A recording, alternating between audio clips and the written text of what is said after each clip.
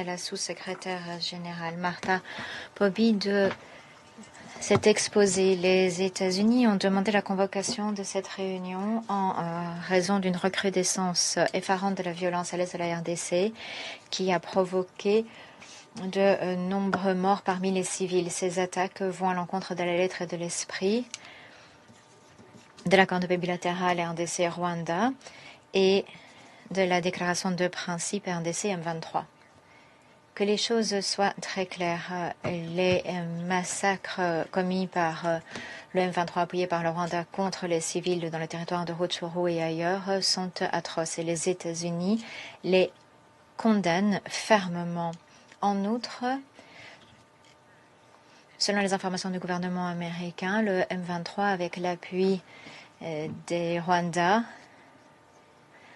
ont affronté près de Mulamba les forces de la RDC dans la province du Sud Kivu depuis le 8 août. Nous sommes également vivement préoccupés par les attaques contre les civils perpétrées par des groupes armés avec le soutien de certains membres de l'armée congolaise au nord et au sud de Kivu. Les attaques de l'IEL contre les chrétiens en RDC montre l'instabilité généralisée à l'est de la RDC. Nous saluons les efforts de l'ONU et des ONG qui cherchent à faire toute la lumière sur ces agissements inacceptables et nous condamnons tous les efforts visant à discréditer les rapports de la MONUSCO et du HCDH concernant ce conflit. Monsieur le Président, les États-Unis comptent que la RDC et le Rwanda honorent leurs engagements à cesser les hostilités et à régler les différends de façon pacifique grâce au comité de contrôle mixte créé en vertu de l'accord de paix du 27 juin. Nous comptons également que la RDC et le M23 agissent en toute bonne foi en vertu de la déclaration de principe signée à Doha, où les deux parties se sont engagées en faveur d'un cessez-le-feu permanent.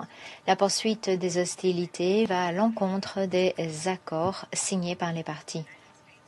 Les États-Unis exigeront que les saboteurs de la paix rendent des comptes et nous exhortons les membres du Conseil de sécurité à émuler cet exemple. L'accord de paix et la déclaration de principe sont publics afin de faire en sorte que la population de la région puisse voir la voie de la paix et de la prospérité pour faire en sorte que toutes les parties honorent leurs engagements et leurs obligations.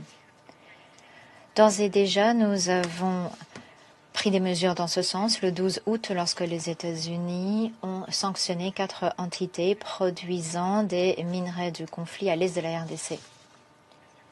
Monsieur le Président, nous saluons l'Union africaine qui a accueilli la première réunion du mécanisme conjoint de sécurité le 7 août, ce qui a conduit au concept d'opération du plan harmonisé pour neutraliser les FDLR et lever les mesures de défense du Rwanda.